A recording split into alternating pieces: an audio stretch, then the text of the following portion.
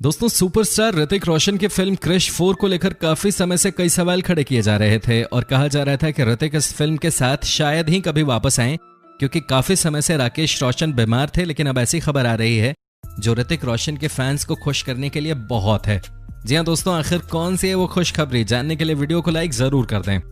हाल ही में एक्टर ऋतिक रोशन की film war release हुई थी, जिसने पहले ही दिन कई रिकॉर्ड तोड़े थे।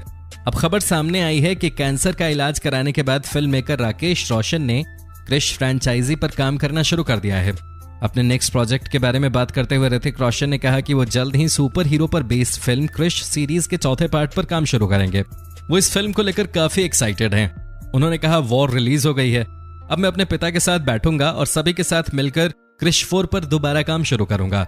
पापा की हेल्थ की वजह से हमने इससे थोड़ा किनारा कर लिया था, लेकिन अब वो बेहतर हैं, हम इस पर एक बार फिर काम शुरू करेंगे। ऋतिक रोशन और टाइगर श्रॉफ के लीड रोल वाली हालिया रिलीज फिल्म वॉर को ऑडियंस की तरफ से काफी अच्छा रिस्पांस मिला।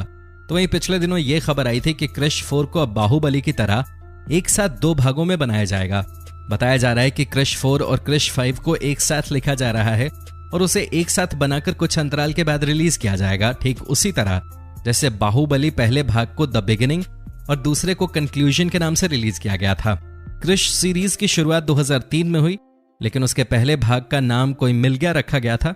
2006 में क्रिश नाम से फिल्म आई, लेकिन उसके टाइटल में 2 नहीं जोड़ा गया। साल 2013 में क्रिश 3 बनी।